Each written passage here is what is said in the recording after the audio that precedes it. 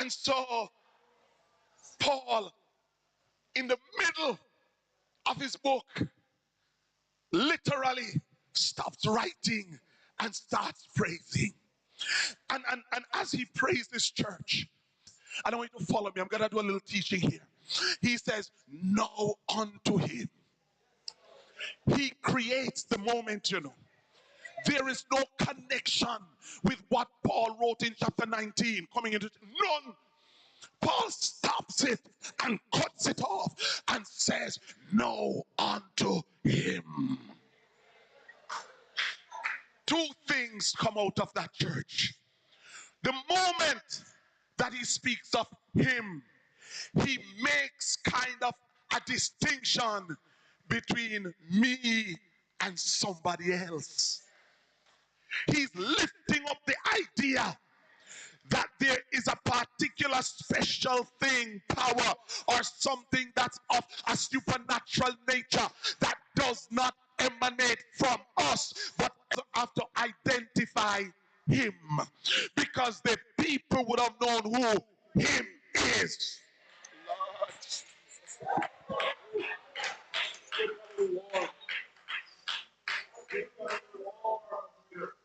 Thank you. The people would have known whom the him is. And you ask the question, what is he getting at? Do you know that God has a habit of using pronouns to speak of himself?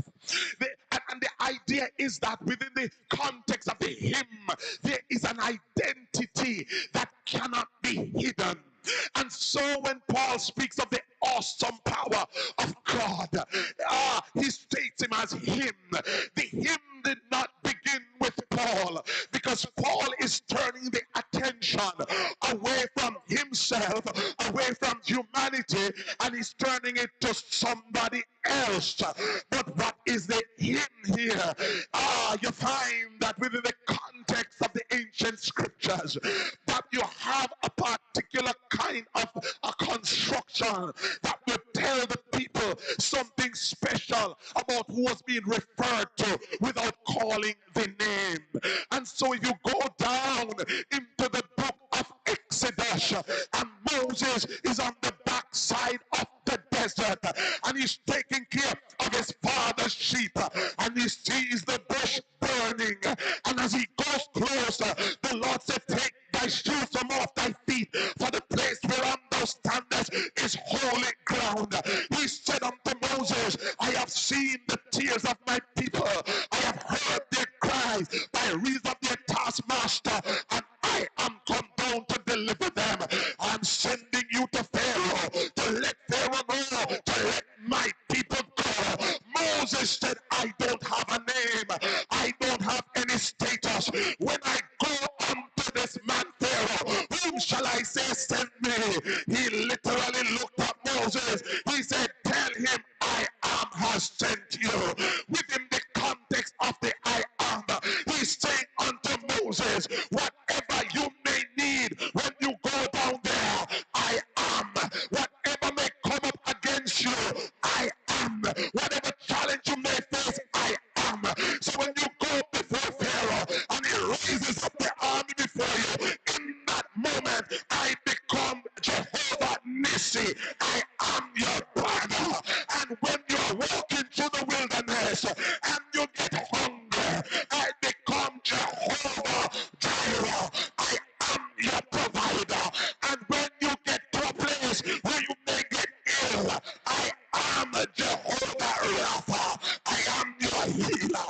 In other words, whatever you may need him for, he becomes that to you. And that's why Jesus said to them, "Tell the people that I am the bread of life. I am the living water. I am the way, the truth, and the life. I am the resurrection of everything that you may need. I am, I am, I am."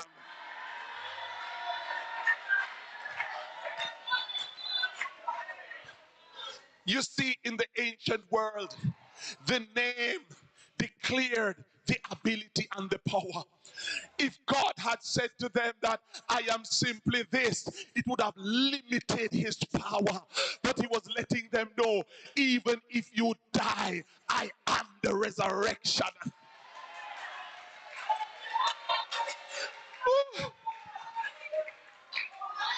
Paul is harping on the same principle. He uses an abstract outside of the name of God. He uses a pronoun, my God, and simply says him. Where Moses said or learned that I am, Paul simply says him, are the same one we are talking about. The all-sufficiency. What he is saying is that within the context of all that you may need, in the context of all that God has done, it is proof that whatever it is that you desire or that which you have need of, the one who has done all of this before is able to give it unto you. Listen, what is Paul lifting up? Paul is lifting up the vastness of God's power that is found in Jesus Christ. Can I tell you that he speaks of a great victory?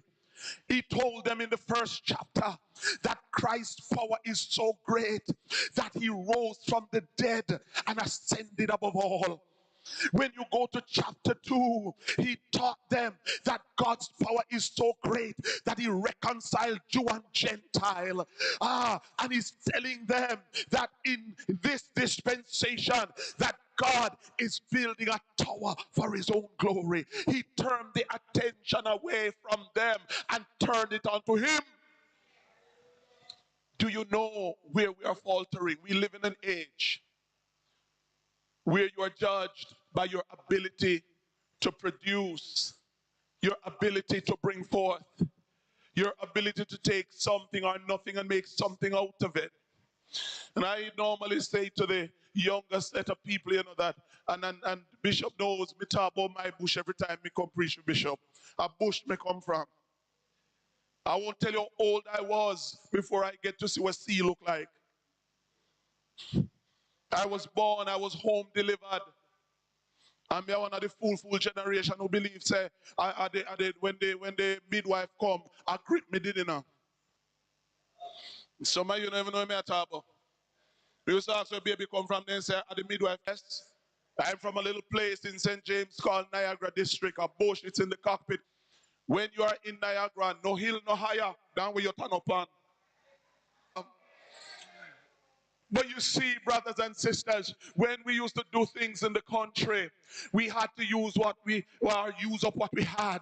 You know, we never had much, and my granny had a kerosene oil stove. You can't touch our kerosene oil stove. You better look wood and make up your fire and cook where you cook.